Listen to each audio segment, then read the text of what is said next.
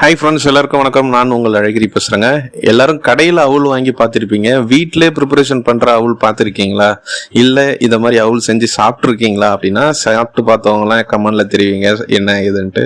ஒன்றும் இல்லைங்க, நெல் நம்ம வீட்டில் விரைச்சதெல்லாம் கொஞ்சம் மீந்துச்சு. அதை எடுத்து வந்து அப்படியே என்ன பண்ணும், முளைக்கட்டி இருந்த அந்த நெல் விதையை கொஞ்சம் வானலில் வறுத்துட்டு அப்புறமா உரலில் போட்டு நல்லா இடிச்சிட்டு அதனுடைய அந்த தோல்லாம் நல்லா நீங்கிற அளவுக்கு என்ன பண்ணணும், உரலில் போட்டு குத்தி எடுத்துடணுங்க. குத்தி எடுத்ததுக்கப்புறம் அந்த தவிடு அந்த அரிசி எல்லாம் தனியாக என்ன பண்ணணும், அப்படியே நம்ம புடைச்சி எடுத்துட்டோம் அப்படின்னு கேட்டிங்கன்னா நம்மளுக்கு அவுள் ரெடி ஆகிடுங்க.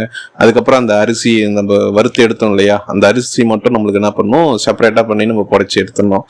அதை என்ன பண்ணணும், கொஞ்சம் பால் ஊற்றி கொஞ்சம் சர்க்கரை போட்டு கொஞ்சம் ஒரு 1 hour ஊற வச்சு சாப்பிட்டீங்கன்னா அவுள்னா இது ஒரு வேற மாதிரி இருக்கும். சாப்பிட்டு பார்த்தீங்கன்னா சொல்லுங்க, இல்லை இதை ட்ரை பண்ணி பாருங்க, உண்மையில ரொம்ப டேஸ்டா இருக்குங்க.